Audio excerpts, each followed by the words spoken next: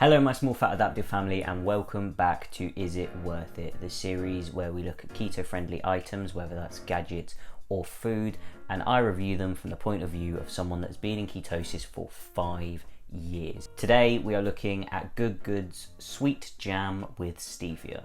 GoodGood's is an Icelandic company that is BRC certified, which means they have food safety and quality certification. And I say this because GoodGood's is surprisingly not known within the keto community as much as I think they should be, because although they're an Icelandic company, they ship worldwide, predominantly to EU and USA. GoodGood's say on their website, with a rapidly growing health conscious market, we are motivated to bring the world sweetening alternatives that are healthy, natural and fun. And it's not like this strawberry jam is the only product that GoodGood do. They have branded sweeteners, flavoured stevia drops, lower sugar chocolate spread, no sugar energy drinks, and they used to do a low sugar maple syrup that was the closest thing I've had to maple syrup in taste and texture and stickiness, but as far as I'm aware, they have discontinued it. And they also do apricot jam and blueberry jam as well.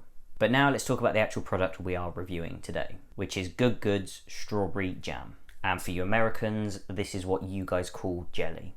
So this is what they say about their jams. With sweet fruit and berry taste, this healthy treat is perfect for toast, desserts, cakes, and whatever delicious combinations you can come up with. In terms of ingredients, the sweet strawberry jam with stevia has the following ingredients: 58% strawberries, water, erythritol, steviol glycosides, pectins, which is a gelling agent, citric acid, and potassium sorbate, which is a preservative. And I will talk more about these ingredients in depth in my pros and cons. And in terms of nutrients, per 100 grams or 3.5 ounces, you are looking at 22 calories, no grams of fat, 0.2 grams of protein, and 20.9 grams of total carbs. But there is 16.7 grams of polyols, which are sugar alcohols, meaning that if you take the polyols away from the total carbs, you are left with the net carbs, which are 4.2 grams per 100 grams or 3.5 ounces. So now let's go straight in with the pros. The first pro is that this jam is vegetarian and vegan friendly. Not really important benefit for many of us, but there are in fact people that do ketosis that are either vegans or vegetarians. If you want to know more about that, I've linked 2 videos down below where I talk about doing keto and being a vegetarian or a vegan. Now, in terms of sweeteners, this jam is sweetened with erythritol and steviol glycosides. Steviol glycosides is just a name for stevia that has been extracted into white powder without being chemically changed. And these 2 sweeteners, erythritol and stevia, are 2 of the best sweeteners you can have on the ketogenic diet. Stevia is a natural sweetener that has a glycemic index of 0, meaning it won't affect your blood sugars. And erythritol, which is a sugar alcohol or a polyol, tends to have a glycemic index between 1 or 2, meaning again, it won't affect your blood sugars. Now, another pro is that this jam is super low in carbs. Now, it may not seem it, like 4.2 net carbs per 100 grams, that doesn't seem massively low, but considering it is over 50% fruit, that is insanely low. And it's also lower carb than some other known jam jelly brands like the Skinny Food Co. and Carb Zone's jam. It is not lower than the jams by Walden Farms, My Protein, and Skinny Food Co.'s strawberry jam syrup. But this is actually a pro, because unlike those 0 carb jams, this one actually uses strawberries. Those other ones that I've just said are made with flavouring, with strawberry flavouring. There are no strawberries in them, which immediately puts GoodGood in a better book because it's actually using natural ingredients and not just flavouring. Another great pro is that they have an incredibly long shelf life. The jar you saw earlier was bought for me in May, and if I'd left it unopened in a cupboard, it would have lasted until 2021, which is 3 years. Now, for me, most importantly from the pros, is that this jam tastes like jam. And I assume a lot of this comes from pectin, which is the gelling agent, because that gelling agent is also used in high carb, high sugar jams. This jam has lumps, it's got the gelatinous taste, it's got the thin bit, it's got the seedy bits, it's got all of the things a jam should have. and it tastes way more natural and way more like the higher carb alternative because of these things. And on top of that, it's using natural ingredients to do so. Whereas if you compare it to something like Walden Farms jam, which is 0 carb, not only does that actually not use any strawberries at all, it's just flavouring, but it has no texture apart from jelly. It's literally just like a jar of strawberry jello, like really concentrated strawberry jello. For me, it's like going to a racing track on a tricycle and racing against a Lamborghini.